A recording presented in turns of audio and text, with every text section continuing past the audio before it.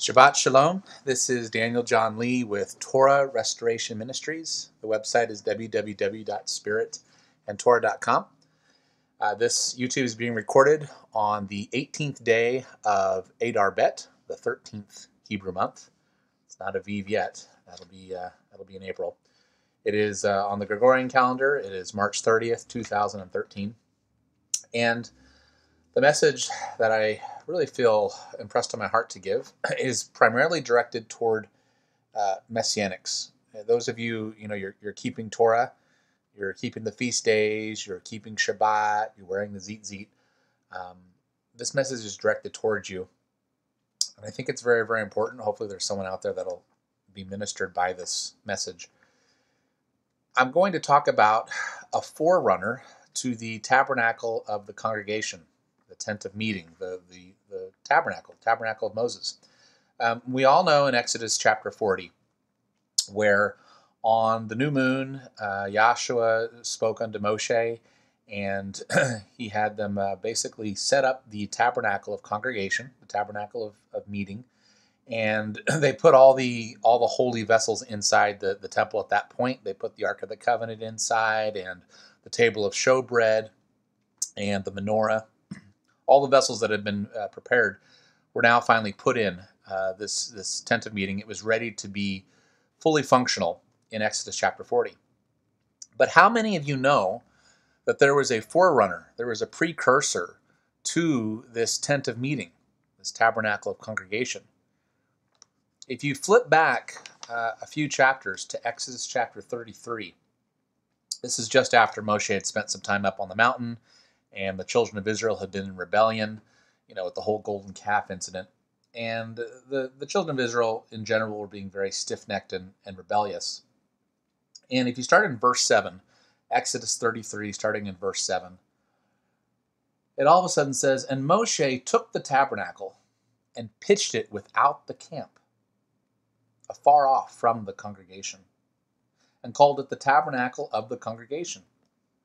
And it came to pass that every one which sought Yahweh went out unto the tabernacle of the congregation, which was without the camp."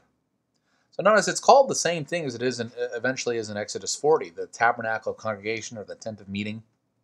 But this is before the Ark of the Covenant or the menorah or the table of showbread or any of that has been placed inside. This is before the Levitical priesthood is officiating the temple service.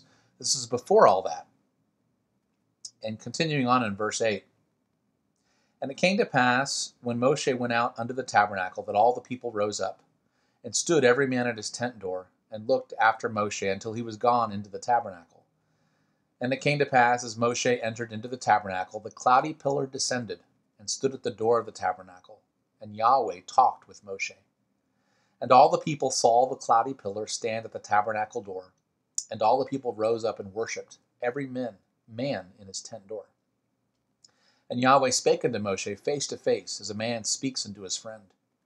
And he turned again into the camp, but his servant Joshua the son of Nun, a young man, departed not out of the tabernacle."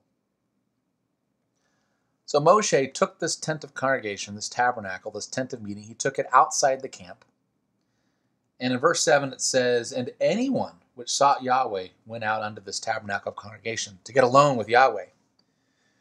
And when Moshe went out there, the cloudy pillar of Yah's presence actually descended. Joshua would stay in there long after Moshe had left. Moshe and Joshua understood how important it was to get away from everything and just spend time with Yah, to cultivate his presence in their lives so that they would have the leadership ability, the wisdom to know what to do in bringing the children of Israel through the wilderness and to the promised land. The reason I'm directing this message towards Messianics is that, if you're doing all the stuff with Torah, wearing the tzitzit, keeping Shabbat, keeping the feast days, eating kosher, which are all very good. These are things we need to be doing. These are commandments. But if you're doing it without the presence of Yahweh, it doesn't work. It doesn't work. Even here in the second book of the Torah, before the Tabernacle of Congregation was fully functional, before it was placed in the center of all the 12 tribes, with the Ark of the Covenant, and with the table of showbread, and with the menorah, and with the different altars, and with the Levitical priesthood, before that was done, Moshe took the original tent of congregation and pitched it outside the camp. And it was just a place to get alone with Yah, to have his presence.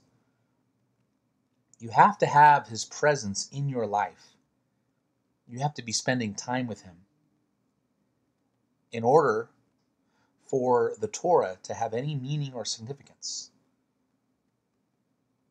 in order for this to work. It's extremely important. And you say, well, my schedule's really busy and I don't know if I have time to just spend with Yah. Well, you have to make time. But also, what's very important is even if you have a busy schedule, throughout the day, whatever you're doing, are you conversing with Yah? Are you talking with him? Thanking him for the good things that are happening in your life as they happen?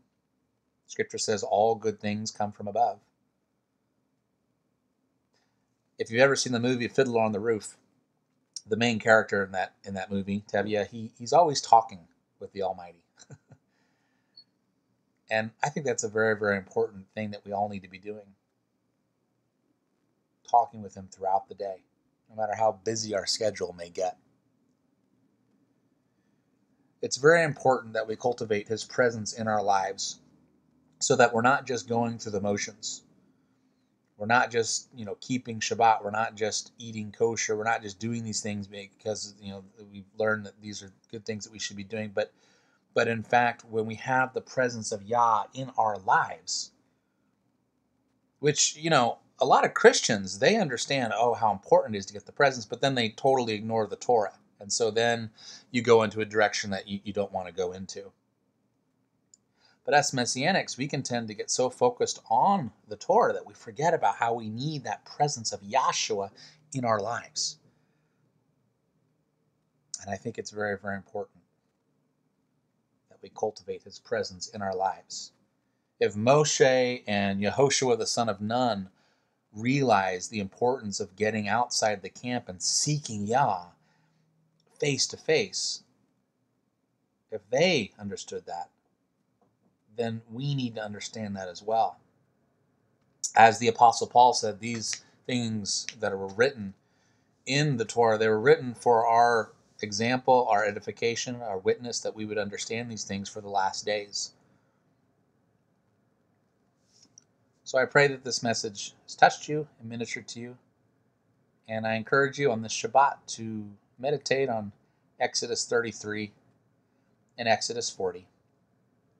That there was a precursor to the tabernacle, the tent of meeting, where it was just a person and Yah's presence, and that person seeking Yah with all his heart, soul, mind, and strength.